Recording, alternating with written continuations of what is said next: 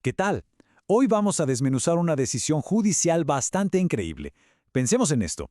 Se construye todo un edificio, pero resulta que los cimientos están mal. ¿Qué se hace? Pues se tiene que derrumbar. Algo muy parecido acaba de pasar en el sistema legal ecuatoriano, donde una ley completita fue anulada. Y ojo, no por lo que decía, sino por cómo se hizo. Vamos a ver la anatomía de esta ley caída. El resultado final fue, para decirlo sin rodeos, drástico. La Corte Constitucional de Ecuador dijo, esta ley de integridad pública no va más. Y con esa decisión, la ley simplemente, ¡puf!, desapareció. Se borró del mapa legal como si nunca hubiera existido. Miren, para entender todo este asunto, la clave está aquí, en el resumen oficial de la sentencia. La frase que lo cambia todo es inconstitucionalidad por la forma. Esto es fundamental, porque nos dice que el problema no fue si la ley era buena o mala en su contenido. No, todo el lío estuvo en el proceso, en cómo se llegó a crear esa ley. Ok, para que quede súper claro, vamos a desglosar este caso en 4 partes. Primero vamos a ver el veredicto en sí. Luego vamos a retroceder un poco para entender el origen tan apurado de esta ley.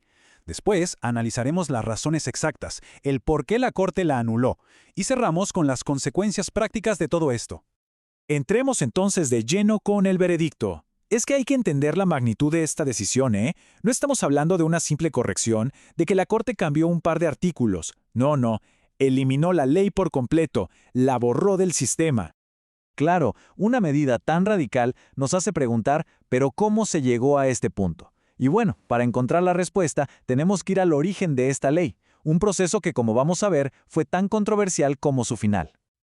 Esta línea de tiempo lo dice todo de verdad. La velocidad es impresionante. Miren las fechas. Desde que el proyecto entró a la Asamblea hasta que se publicó como ley, pasó menos de un mes. La clave de todo este apuro fue su calificación de urgencia económica, que básicamente le puso un cohete al proceso. Pero la velocidad no fue lo único que llamó la atención. Ojo con el cambio de nombre. El proyecto original tenía un enfoque muy específico. Hablaba de innovación en la gestión pública. Bastante técnico.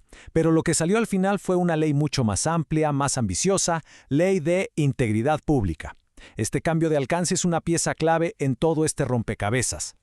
Y todo esto nos lleva al punto crucial. Las razones de la Corte. Su análisis no se enfocó en el contenido, sino en 3 errores de procedimiento que para ellos eran simplemente insalvables. Aquí están. Estos son los 3 pilares que tumbaron la ley. Primero, falta de unidad. O sea, la ley era una especie de mezcla de todo con todo. Temas que no tenían nada que ver entre sí. Segundo, violación a debate, porque se metieron cambios de último minuto sin discutirlos como se debe. Y tercero, mal uso de urgencia. Se argumentó que la justificación para correr tanto no era válida. Vamos a ver cada uno. A ver, expliquemos qué es esto de la unidad de materia. Suena a cosa de abogados, pero es bien simple. Es un principio básico que dice que una ley debe tratar sobre un solo tema principal. ¿Para qué? Para que el debate sea enfocado y la ley sea coherente. Es como si una ley sobre reglas de tránsito de repente incluyera capítulos sobre cómo hacer una sopa. No tiene sentido, ¿verdad? Y aquí está la prueba de esa falta de unidad. La ley intentaba reformar más de 20 leyes distintas. La lista es increíble. Iba desde el Código Penal y la Ley de Contratación Pública hasta la Ley de Movilidad Humana y el Código de la Niñez. O sea, mezclaba de todo. Para la Corte, este fue el ejemplo perfecto de lo que el principio de unidad de materia busca evitar. El segundo pilar que derribó la ley fue la falta de debate. La Corte encontró que, en la votación final, de la nada, aparecieron textos completamente nuevos, cambios súper importantes que nunca pasaron por el filtro de la Comisión Legislativa. Básicamente, se aprobaron cosas que no se habían discutido bien, y eso es una violación directa al principio de deliberación democrática. Y este cuadro, nos da un ejemplo concreto y muy potente. Miren esto. El texto que llegó al debate final permitía expulsar a extranjeros, pero después de que cumplieran su condena.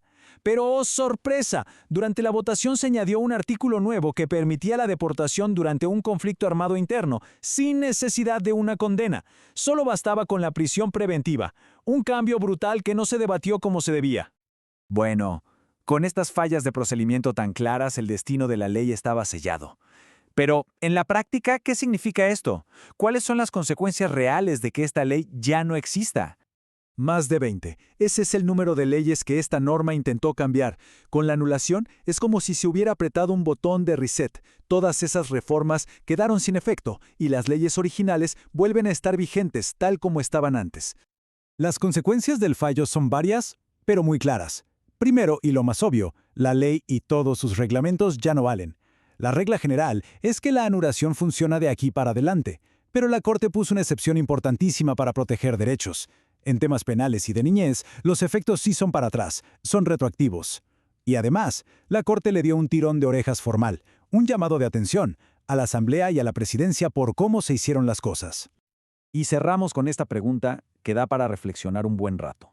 ¿Cómo es que una falla de procedimiento, algo que podría parecer un simple formalismo, termina protegiendo la esencia misma de la democracia?